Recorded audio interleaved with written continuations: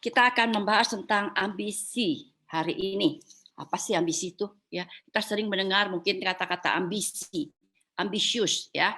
Ambisi itu kata benda, ambisius itu sifatnya gitu ya. Jadi ini merupakan satu kata yang sering dipakai tentunya dan kita boleh lebih mengerti lagi apa arti sebenarnya. Setiap orang tentu mempunyai tujuan dalam hidupnya ya, punya cita-cita, punya apa yang diinginkan, apa yang ingin dicapai pada masa yang akan datang. Ya, selama kamu masih hidup, tentu masih punya keinginan, ya. Kalau sudah tidak punya keinginan berarti sudah tidak normal lagi, gitu. Masih semua masih normal ya, masih punya keinginan tentu, ingin apa, ingin ini, ingin itu, tentu macam-macam. Nah, usaha untuk mencapai tujuan tersebut itulah yang disebut sebagai ambisi, ya. Ambisi itu bisa membuat seseorang bersemangat untuk mewujudkan keinginannya. Tetapi kita lihat, ambisi ada yang salah dan ada yang benar tentunya. Nah, ambisi yang berasal dari pikiran yang tidak baik akan menghasilkan sesuatu tindakan yang tidak baik. Sedangkan ambisi yang berasal dari pikiran yang baik akan menghasilkan satu tindakan yang baik tentunya. Nah, kita lihat sekarang arti daripada definisi tentang ambisi, ya. Apakah salah kalau kita punya ambisi? Coba kita lihat ya.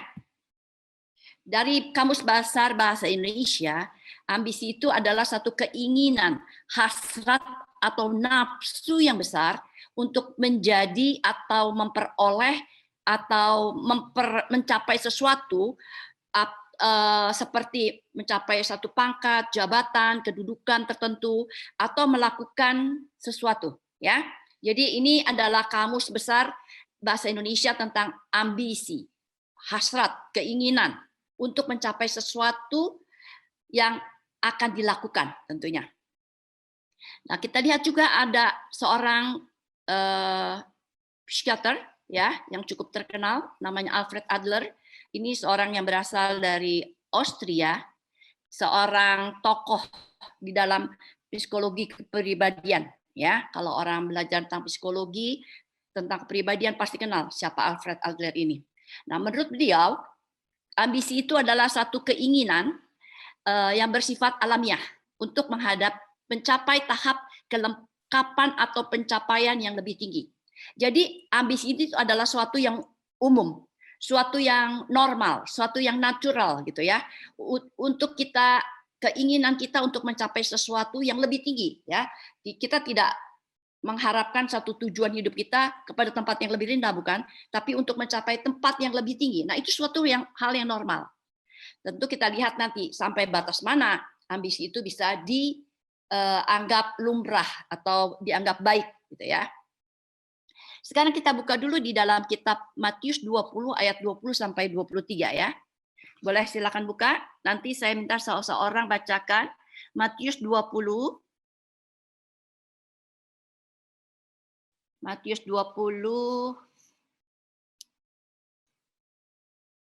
ayat 20 sampai 23 saja.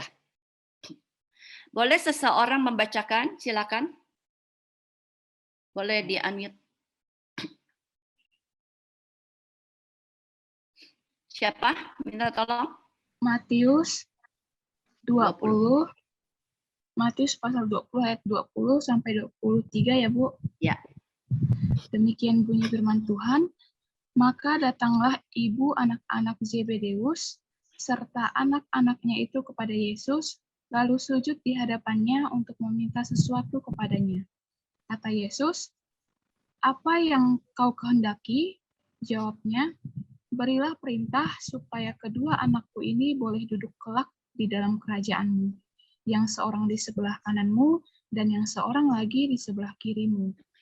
Tetapi Yesus menjawab katanya, "Kamu tidak tahu apa yang kamu minta. Dapatkah kamu meminum cawan yang harus kuminum?" Kata mereka kepadanya, "Kami dapat." Kata Yesus kepada mereka, "Cawanku memang akan kamu minum, tetapi hal duduk di sebelah kananku atau di sebelah kiriku, aku tidak berhak memberikannya. Itu akan diberikan kepada orang-orang bagi siapa Bapakku telah menyediakannya." Oke, saya lanjutkan ya sampai ayat 28. Mendengar itu marahlah ke-10 murid yang lain kepada kedua saudara itu.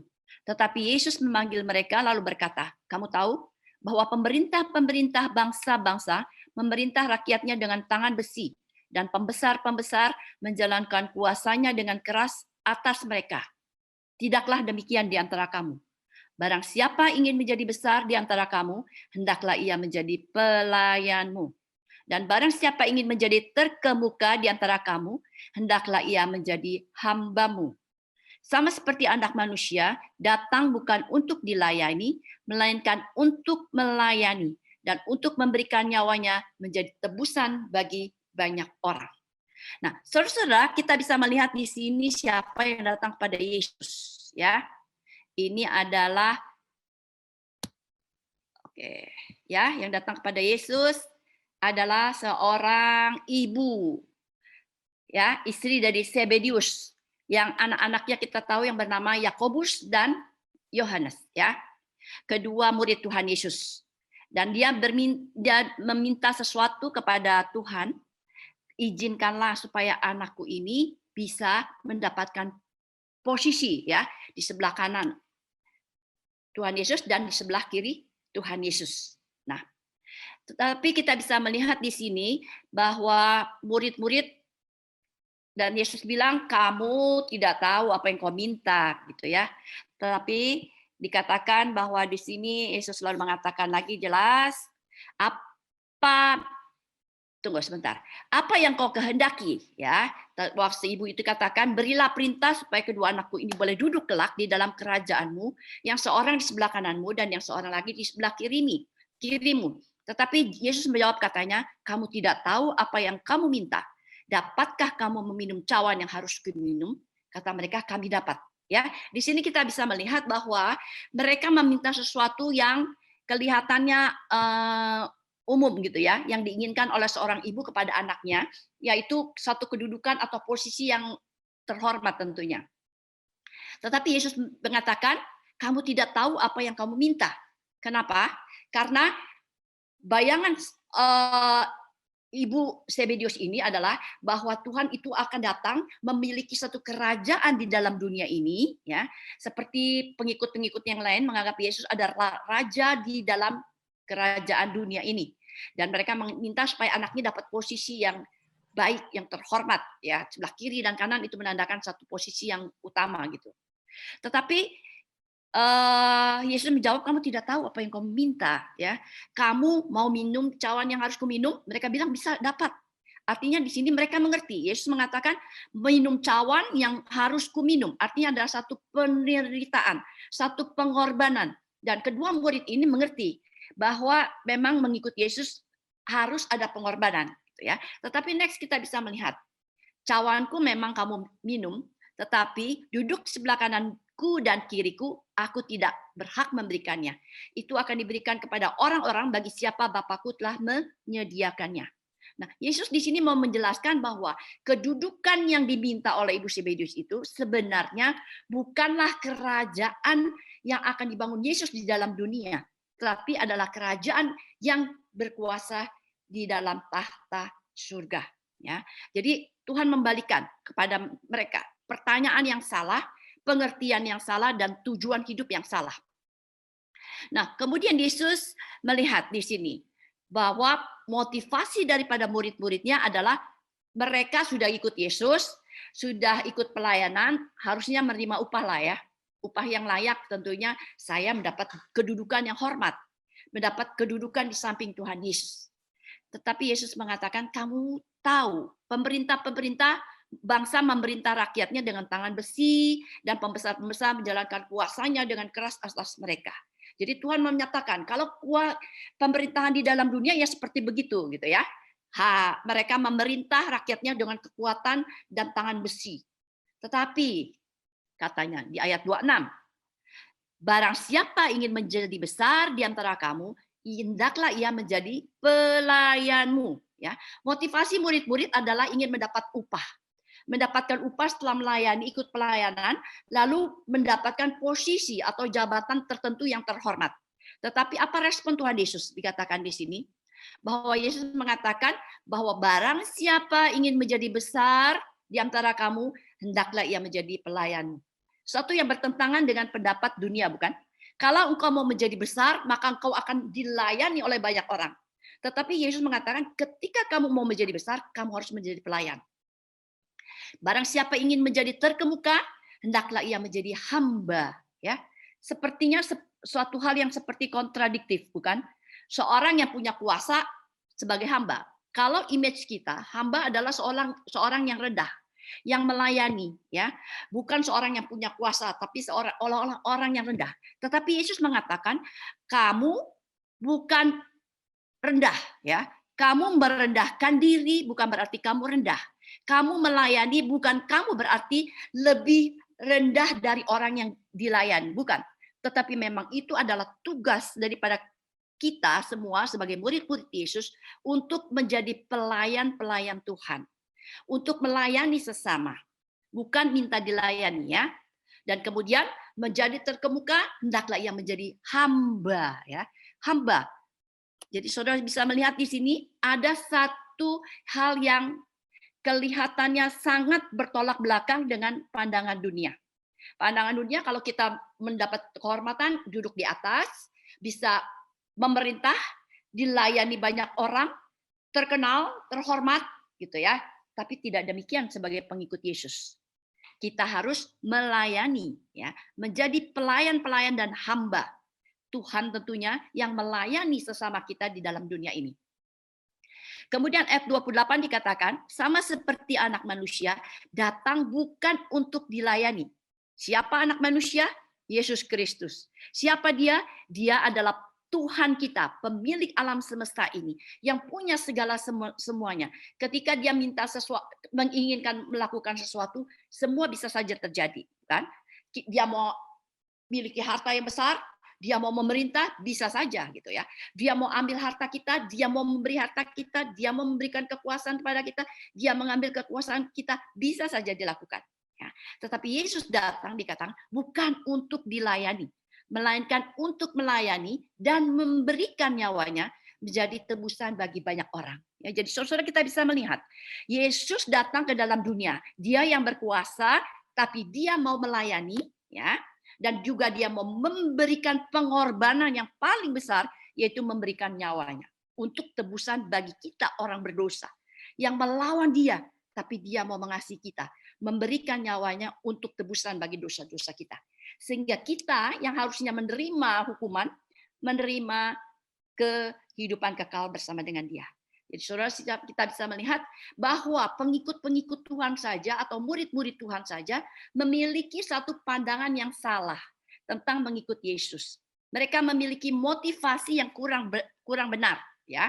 Mereka ingin mendapatkan tempat kehormatan yang mulia, ya, karena dia menganggap di dalam dunia inilah kerajaannya. Dan kita tahu bahwa bukan hak kita untuk kita menentukan posisi kita. Kita harus berusaha tentu, bukan cuma duduk diam, saya ingin menjadi seorang pemimpin yang hebat, boleh-boleh saja, tapi harus ada usaha, bukan? Tapi ingat, tentu untuk mencapai sesuatu tujuan harus melalui proses yang benar. Jadi bukan tujuan yang kita fokuskan, tetapi bagaimana kita fokus kepada proses yang kita jalani.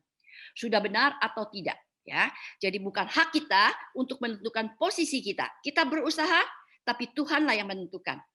Apakah itu Tuhan kehendaki? Kalau Tuhan kehendaki, pasti terjadi.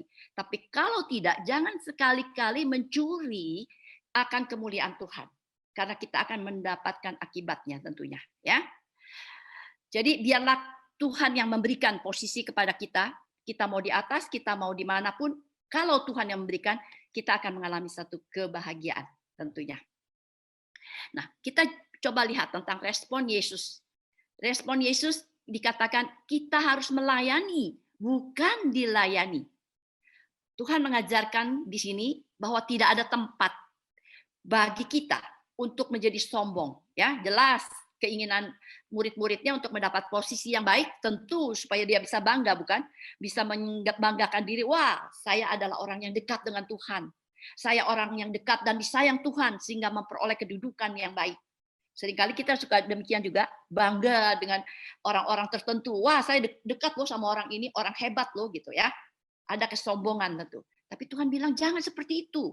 tapi melayanilah, bukan untuk dilayani. Ya, karena kesombongan itu dan mencari kepentingan sendiri dalam menjalani hidup itu bukanlah kehendak Tuhan. Ya, tetapi biarlah kita boleh menjalani hidup sesuai apa yang Tuhan kehendaki, apa yang Tuhan ajarkan. Posisi kita terserah Dia mau tempatkan kita di mana. Ya. Tuhan mengajarkan kita untuk mengikut Dia harus ada pengorbanan. Ya, minum cawan, kita akan minum cawan pahit. Kenapa? Karena kita sama-sama murid-murid tahu saya bisa gitu ya. Nah, Tuhan katakan betul kamu akan mengalami pengorbanan. Tetapi juga jangan minta sesuatu untuk menjadi posisi atau mendapatkan jabatan tertentu. Ya. Karena mereka pikir setelah melayani, saya pasti dapat upahnya, bukan? Begitu juga sering kita ya. Paling tidak, wah saya sudah bekerja, sudah melayani dengan baik, paling tidak dipujilah gitu ya. Wah kamu hebat ya, kamu pelayanan sungguh-sungguh ya, tidak hitung-hitungan ya. Wah sudah bangga bukan? Itu suatu pujian yang kadang-kala tidak terlihat, tetapi seringkali itu yang kita harapkan bukan ketika kita melakukan sesuatu. Nah biarlah Tuhan mengingatkan kita, jangan menjadi sombong atau mencari kepentingan sendiri. Karena Tuhan akan memberikan posisi kita di mana sesuai dengan kehendak Dia, itulah yang terbaik buat kita. Ya. Jadi jangan salah, keinginan hati yang salah di dalam melayani pelayanan kita masing-masing. Sekarang kita lihat berikutnya ya, macam-macam ambisi yang ada. Macam-macam ambisi. Ada orang yang berambisi untuk mencari status. Ya, status di sini bukan selalu jabatan tertentu, tapi status misalnya saya masih single nih ya, ingin punya pasangan dong, paling tidak punya pacar lah gitu ya. Yang lain punya pacar, saya tidak. Ya gengsi lah gitu kan. Kamu udah punya pacar belum? Agak malu bukan ngomongnya kalau yang belum punya pacar gitu ya. Padahal bukan itu yang cari status buat kita ya. Tapi dikatakan kita seringkali mencari status tertentu ya, sudah punya pacar, terus mau menikah gitu ya. Yang tidak menikah buru-buru cari pasangan sampai tidak melihat siapa calon pasangan kita, yang penting kita menikah. Atau yang penting saya punya pacar, tidak peduli, tidak seiman atau tidak peduli siapa dia gitu ya. Pekerjaannya apa yang dia lakukan sehari-hari, kemudian bagaimana orang itu tidak dilihat lagi. Yang penting saya sudah punya pacar dan saya mau menikah gitu ya. Itu yang dikejar sampai siapa aja ditubruk gitu ya. Kasarnya begitulah ya. Jangan sampai sedemikian ya. Atau mereka fokus mencari status di dalam kehidupan supaya mereka bisa dihargai, bisa diakui oleh lingkungannya. Ya. Jadi ini adalah ambisi untuk mencari status, ya. Tentu macam-macam ya, status apa yang kau inginkan di dalam hidup ini. Kemudian ada juga ambisi untuk mencapai satu jabatan atau kekuasaan. Untuk mencapai satu jabatan, tentu kita boleh-boleh saja mengharapkan atau mempunyai tujuan. Tentu saya nggak mau di sini terus dong, saya mau lebih tinggi dong, ya. Dulu saya sebagai tukang bersih atau dulu saya sebagai administrasi, sekarang saya mau lebih tinggi dong, jadi kepala bagian lah ya. Nanti setelah kepala bagian saya mau jadi manajer dong, gitu ya. Boleh-boleh saja gitu.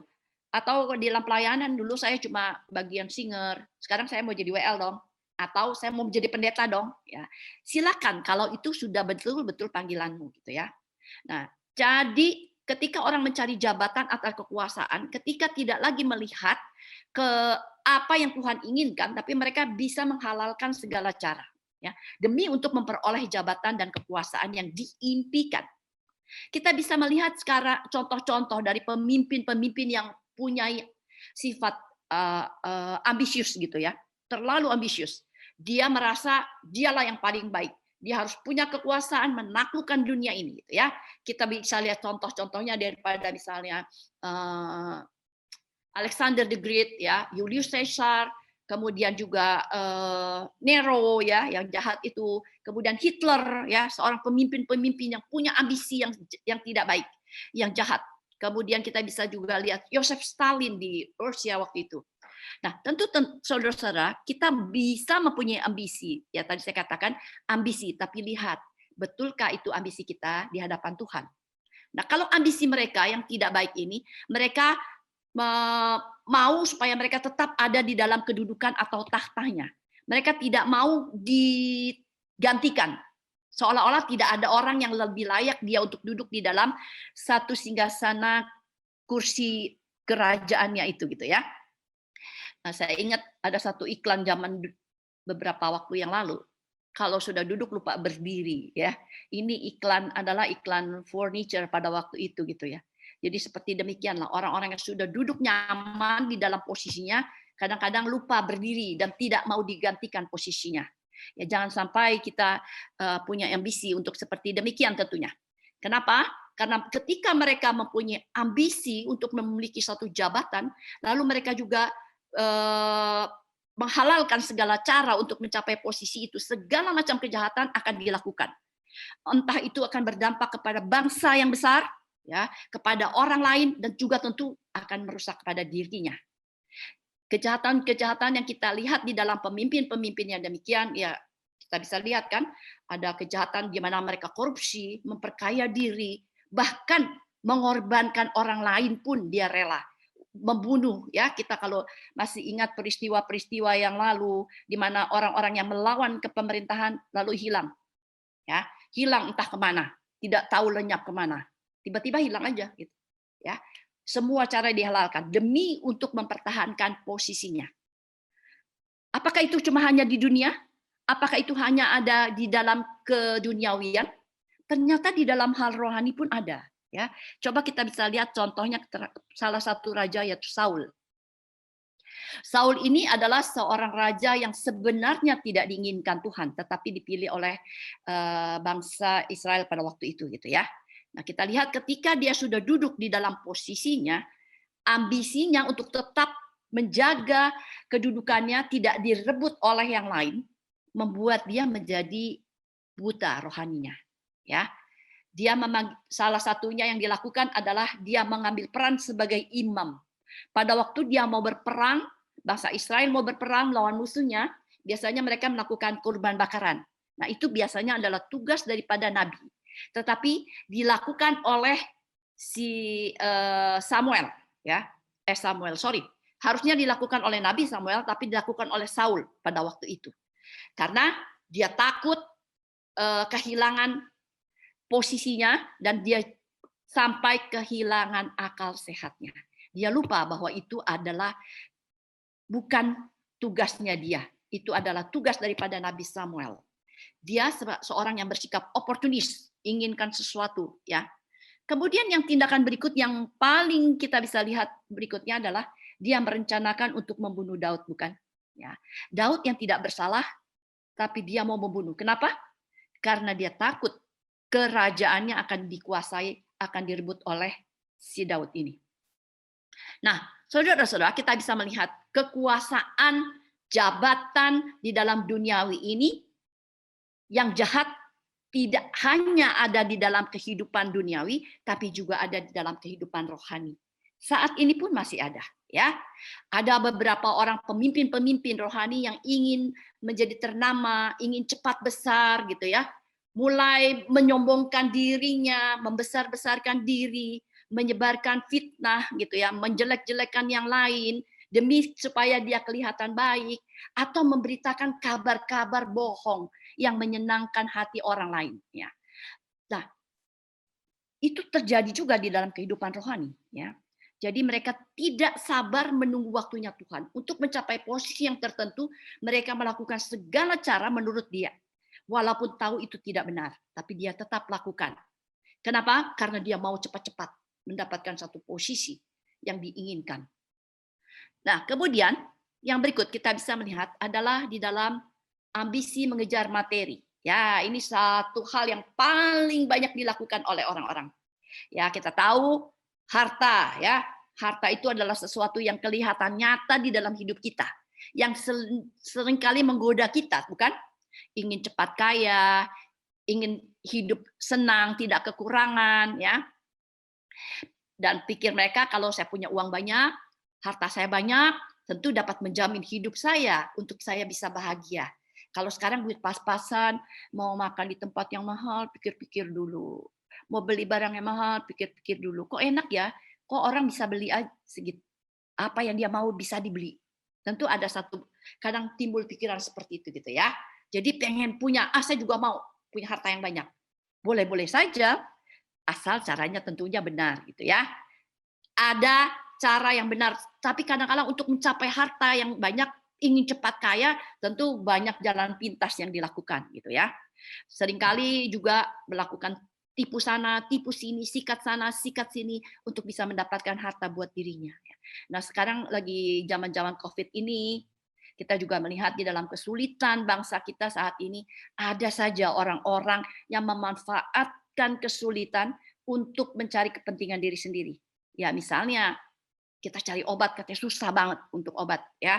Tapi ada sekelompok orang yang sudah diketahui dan ditangkap menye, me, apa, menimbun, ya, menimbun obat-obat. Demi untuk apa? Ya mungkin untuk uang. Ketika dia timbun susah, ya, demand tinggi, tapi supply kurang, tentu harga akan melonjak tinggi. Wah, dia bisa berlipat-lipat kaya, dapat keuntungan tentu. Atau kita juga tidak tahu di balik itu semua apakah ada satu permainan politik yang ada di baliknya, ya nanti akan terungkap sendiri itu ya. Tapi paling tidak di dalam kesulitan pun orang masih bisa memanfaatkan untuk mencari materi buat dirinya sendiri atau kekuasaan buat dirinya sendiri. Saudara bisa melihat di mana hati nurani mereka?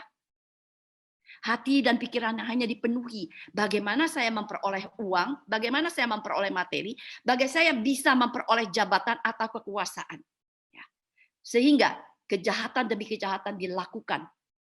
Dia tetap memberanikan diri, dia tetap berani melakukan sesuatu yang jahat. Di mana hati nuraninya? Entah, apakah ada di dalam hatinya atau di luar sana gitu ya.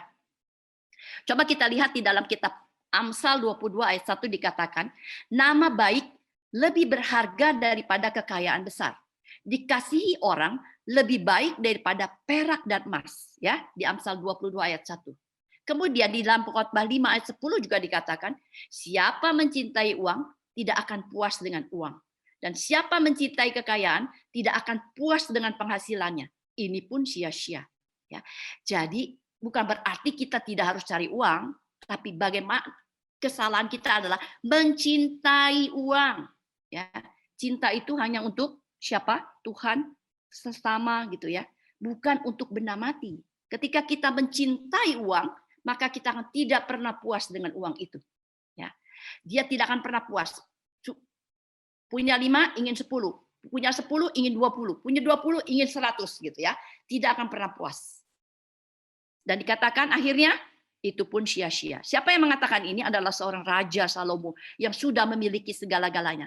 Tapi di akhir hidupnya dia mengatakan semua sia-sia kalau tanpa Tuhan. Kemudian di Matius 6 ayat 19 dikatakan, janganlah kamu mengumpulkan harta di bumi.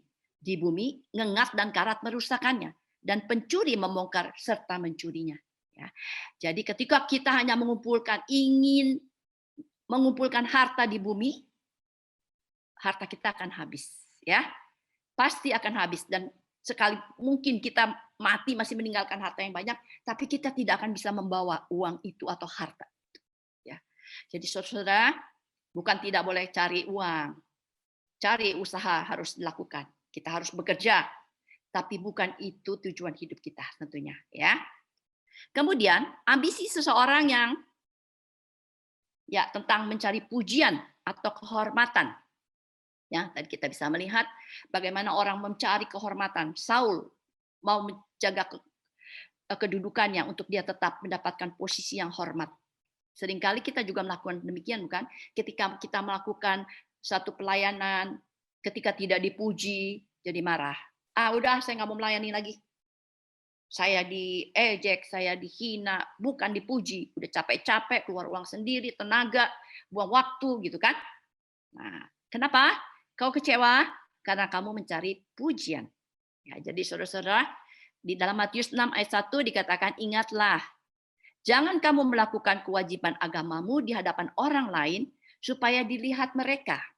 Karena jika demikian, kamu tidak beroleh upah dari Bapamu yang di surga. Mana yang kamu inginkan? Upah dari Bapa atau upah dari manusia?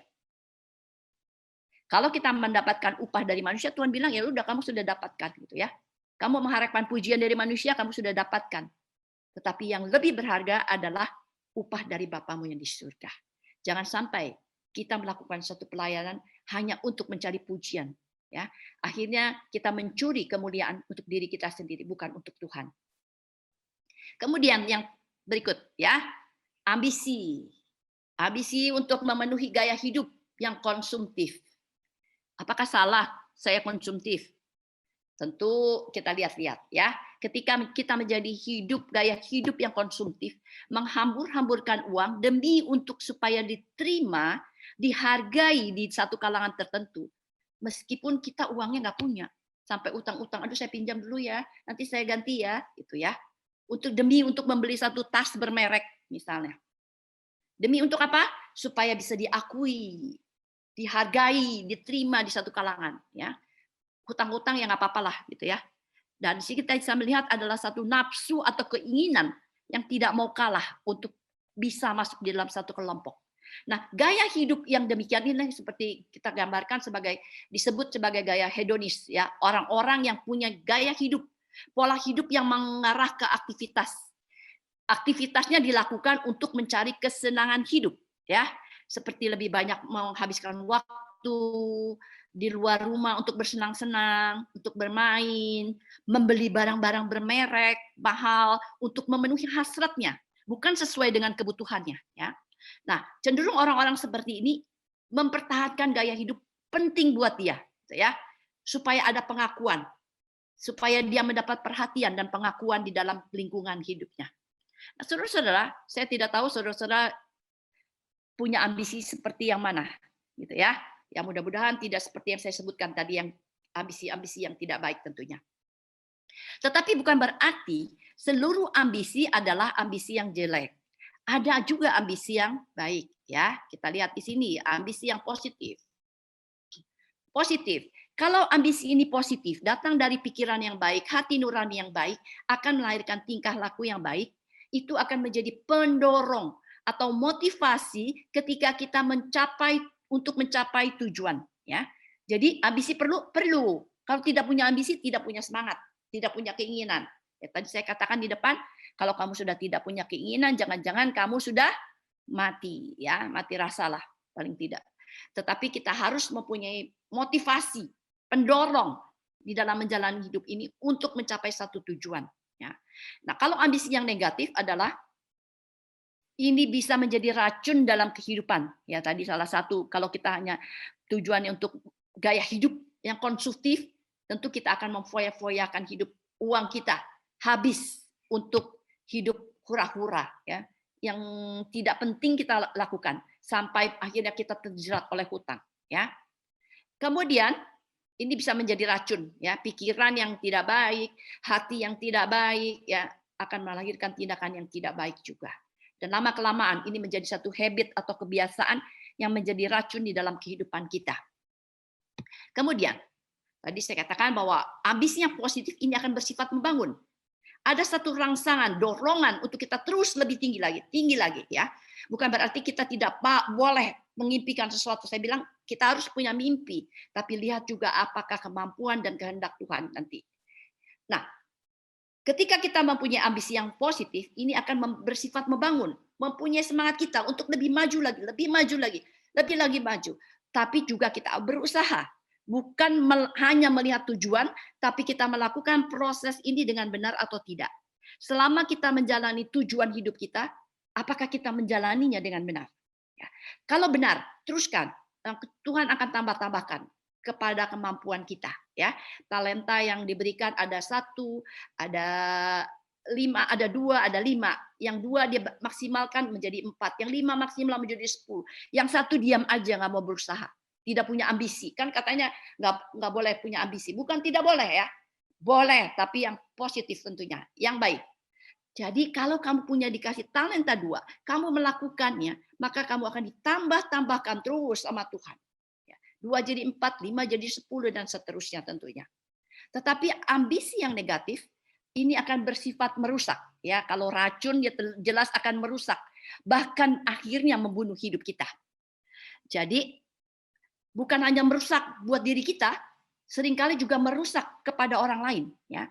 Mempunyai tujuan yang jahat, menjatuhkan orang lain, mengganggu orang lain supaya dia tidak punya kemampuan lebih tinggi dari saya, ya. Tentu ini akan sangat merusak lingkungan dan juga diri dia, dan tentu merusak hubungannya dengan Tuhan. Kemudian kita lihat ambisi yang positif, dia akan hidup bijaksana, ya. Bijaksana di sini bukan hanya kata-kata bijak, ya, tetapi bagaimana dia menjalani waktunya dengan bijaksana. Bagaimana dia memiliki harta yang dimilikinya dengan bijaksana. Bagaimana dia bersikap dengan bijaksana ketika menghadapi kesulitan sekalipun, dia tetap bisa bersyukur kepada Tuhan, ya. Tetap bisa menjadi berkat bagi banyak orang. Kemudian kita bisa lihat orang yang memiliki ambisi negatif, hidupnya akan hanya mementingkan diri sendiri, egois. Pusat hidupnya adalah dirinya sendiri. Ketika saya tidak mencapai sesuatu, maka saya akan menjadi marah, ya. Dia akan berusaha mengejar apa yang diinginkan, tidak peduli orang lain, tidak peduli mengganggu orang lain. Ini adalah ambisi yang negatif yang tentunya sangat merusak karena hanya memikirkan diri sendiri, berpusat pada diri sendiri. Dan berikutnya kita lihat, tentunya kalau kita mempunyai ambisi yang positif, ya, kita yang mendorong kehidupan kita hidup bijaksana, kita akan memperoleh ketenangan dalam hidup ini, ya. Kita tidak mencari musuh di dalam dunia ini, tapi kita hidup berdamai dengan orang lain. Kalau orang yang tidak suka ketika kita sudah menjalani dengan benar, ya silakan, ya. Tapi paling tidak ketika saya hidup sudah benar, orang tidak suka, kita akan tetap bisa mengalami ketenangan karena saya hidup dengan benar, ya. Kemudian yang berikut, kalau ambisi negatif, dia akan tegang terus. Kenapa? Ketika tidak mencapai sesuatu, dia akan stres. Dia akan menjadi ketakutan, ya, posisinya direbut orang. Hidupnya hanya penuh dengan ketakutan dan kecurigaan kepada orang lain. Tentu membuat dia akan hidup tidak damai, tegang terus, ya.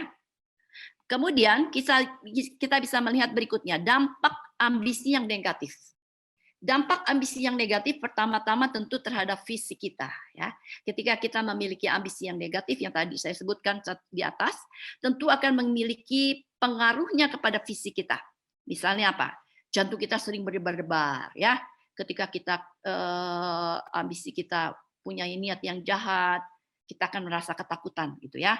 Ketika takut kuasa kita atau kedudukan kita diambil, kita juga seringkali sakit kepala lah, kemudian sakit perut lah, gitu ya. Dan akhirnya kalau orang yang sudah merasakan saya punya tujuan lalu tidak tercapai, ya. Saya tujuannya adalah memiliki harta yang banyak, tapi akhirnya harta saya habis, entah dimakan orang atau terbakar atau kena bencana, gitu ya.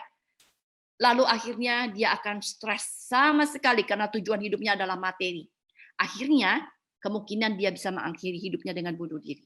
Ya, kita bisa melihat banyak orang yang tidak kuat menahan hidup, menjalani hidup ini. Kenapa? Karena tujuan hidupnya sudah seolah-olah terhambat. Kenapa? Karena tujuan hidupnya adalah diukur dengan materi, kekuasaan, jabatan. Ketika tidak memperoleh hal itu, kemungkinan dia akan menjadi harapannya hilang dan akhirnya dia akan bunuh diri. Ya. Kemudian dampak ambisi negatif berpengaruh juga terhadap tadi fisik, tentu psikis atau jiwa, ya. Kita bisa melihat akibat dari ini adalah stres, ya. Tadi takut disingkirkan atau tidak diterima, ya, mulai curiga kepada orang lain, mulai khawatir, ya, yang menguasai hidup kita, takut menjalani hidup ini. Nah, itu adalah gejala-gejala psikis. Tentu yang berikut juga kalau ada fisik, psikis dan kemudian pengaruh terhadap tingkah laku kita, ya.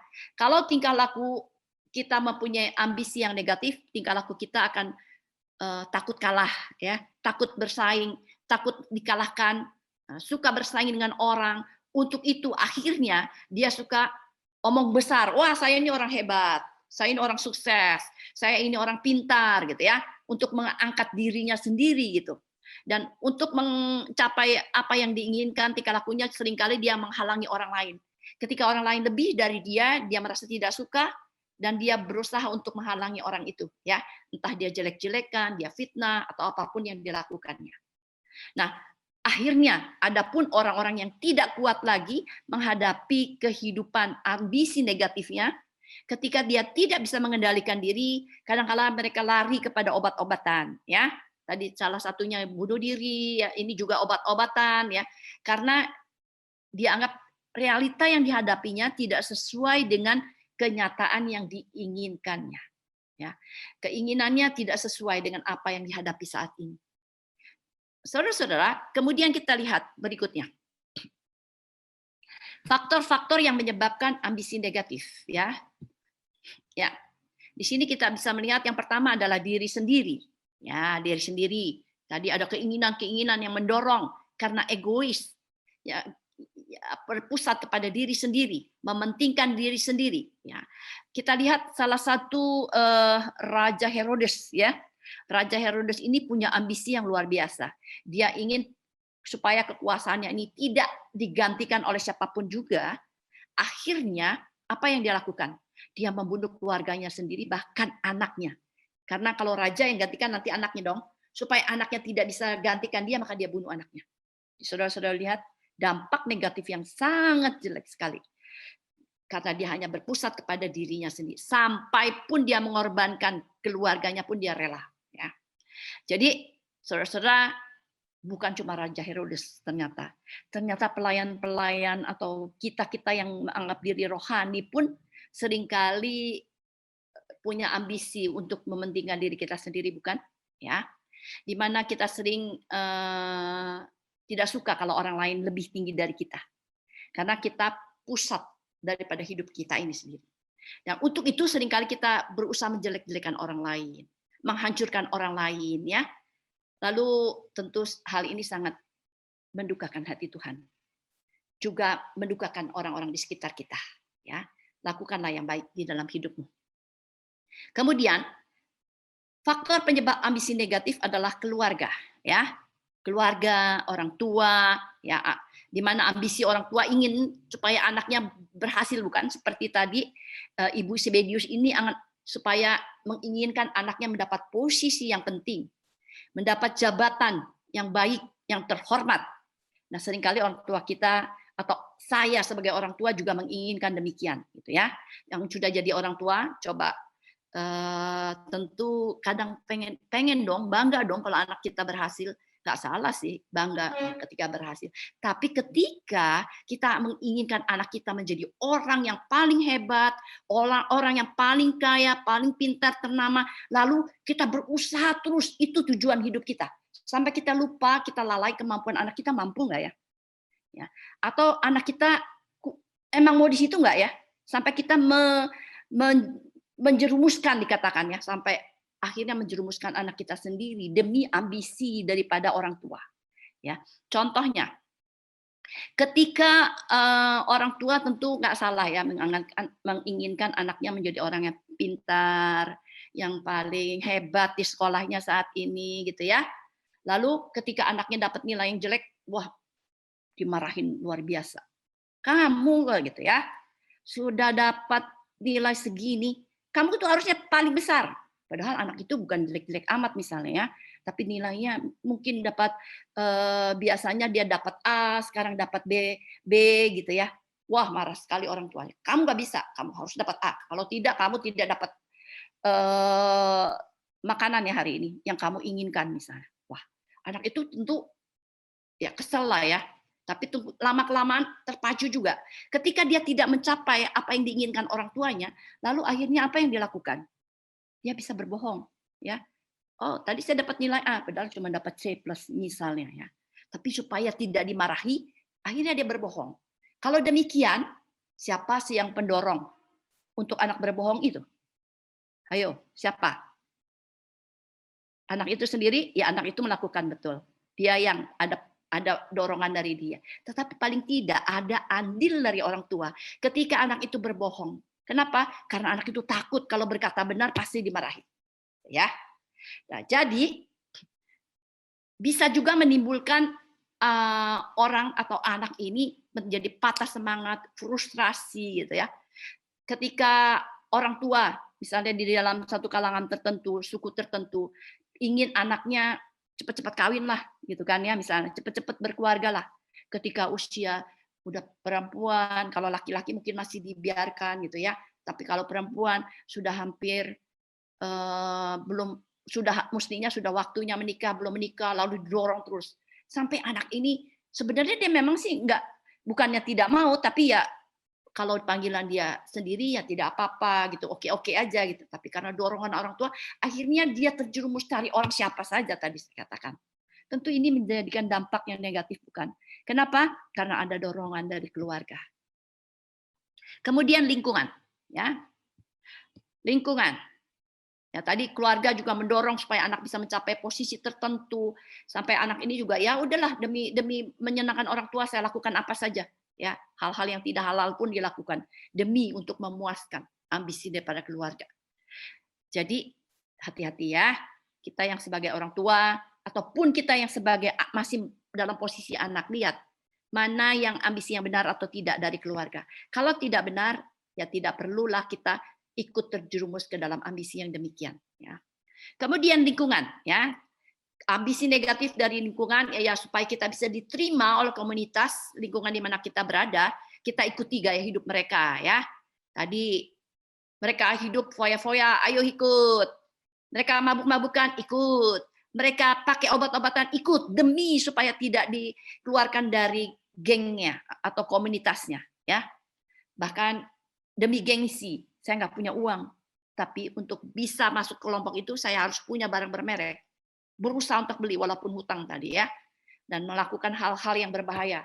Ketika sudah terjerumus kepada obat-obatan, supaya saya dapat beli walaupun nggak punya uang, akhirnya saya mencuri, ikut menjual dan melakukan hal-hal yang kejahatan lainnya. Ya, jangan sampai seperti demikian. Ya, biarlah ambisi yang ada di sekeliling kita ataupun yang ada di diri kita boleh kita perbaiki. Bagaimana cara menghilangkan ambisi yang salah? Ya, tentu. Ya, cara menghilangkan ambisi-ambisi yang negatif. Yang paling dasar adalah kita harus mempunyai nilai-nilai, memiliki nilai-nilai kebenaran dasar dari hidup kita. Dari mana nilai-nilai kebenaran itu? Tentunya pegangan kita adalah firman Tuhan. Ya, firman Tuhan adalah dasar dari segala tindakan kita yang benar. Oleh sebab itu, ya, dikatakan di dalam 1 Yohanes 2 ayat 16 sampai 17, saya bacakan. Sebab semua yang ada di dalam dunia, yaitu keinginan daging dan keinginan mata, serta keangkuhan hidup, bukanlah berasal dari Bapa, melainkan dari dunia. Dan dunia ini sedang lenyap dengan keinginannya. Tetapi orang yang melakukan kehendak Allah tetap hidup selama-lamanya. Ya, mana yang kamu mau pilih? Mana yang kamu mau pilih? Keinginan mata yang akan lenyap, tetapi kehendak Tuhan yang akan hidup selama-lamanya. Mana yang kamu mau pilih? Yang lenyap atau yang akan tetap selama-lamanya? Kalau sekarang sih saya pilih yang untuk hidup selama-lamanya. Tetapi ketika ada gangguan, lupa. Ya, lupa, lalu mulai lagi. Wah, sebentar aja lah ya saya ikut foya-foya, ikut hura-hura, mabuk-mabuk dikit gitu kan. Nah, mulailah ya. Ingat, semua yang kamu lakukan akan menjadi sia-sia ketika kamu tidak melakukan kehendak Tuhan di dalam hidupmu. Kemudian yang kedua, kenalilah kemampuan diri, ya. Kenali kemampuan. Ketika kita punya tujuan, tentu baik. Tapi kenali diri, jangan cuma hanya keinginan dan mimpi, ya, mimpi terus gitu ya. Tapi tidak kenal diri kamu. Kenali diri kamu. Kemampuan apa yang kamu miliki supaya saya bisa mencapai apa yang menjadi tujuan hidup saya. Jadi saudara-saudara, ketika kita pun bisa mencapai, ingat, jangan sombong. Kenapa? Karena semua kemampuan yang kita miliki, semua yang bisa kita capai, itu adalah anugerah Tuhan. Ketika Tuhan tidak izinkan terjadi, ya, maka itu tidak akan terjadi dalam hidup kita. Kalau Tuhan tidak izinkan, karena Tuhan adalah sumber segala sesuatu yang kita miliki. Entah itu pengetahuan kita, diri kita, harta kita, segala pun yang kita miliki. Semua berasal daripada Tuhan. Di dalam Lukas 14 ayat 11 dikatakan, Sebab barang siapa meninggikan diri, ia akan direndahkan. Barang siapa merendahkan diri, ia akan ditinggikan. Cukupkanlah diri dengan apa yang ada, bukan dengan apa yang tidak ada. Ya, cukupkan dirimu, lihat kemampuan dirimu. Jangan mau seperti orang lain. Wah, dia sudah hebat, saya juga mau seperti dia. Belum tentu kamu bisa seperti dia. Mungkin kamu bisa lebih besar, ya. Tapi jangan mengingini milik orang lain atau ingin seperti dia. Tapi jadilah dirimu sendiri, seperti apa yang Tuhan inginkan. Kemudian yang terakhir, kendalikan ambisi. Ya, ambisi ini bisa dikendalikan. Jadi jangan katakan saya tidak bisa kendalikan karena itu datang sendiri. Tidak, ambisi itu bisa dikendalikan oleh diri kita sendiri. Karena itu ada di dalam pikiran dan hati kita sendiri. Ya. Di dalam kitab 1 Korintus 10 ayat 13 dikatakan, ayat 31 dikatakan, jika engkau makan atau jika engkau minum atau jika engkau melakukan sesuatu yang lain, lakukanlah semuanya itu untuk kemuliaan Tuhan. Kendalikan emosimu. Ya, kamu punya keinginan, boleh. Tanyakan Tuhan, betul nggak ini keinginan saya sesuai dengan kehendak Tuhan? Betul nggak keinginan saya ini sesuai dengan kemampuan saya? Lakukanlah sesuai dengan apa yang kau miliki. Dan lakukanlah sesuai dengan apa yang Tuhan kehendaki di dalam hidupmu itu. Ya, maka akan berbahagialah hidupmu.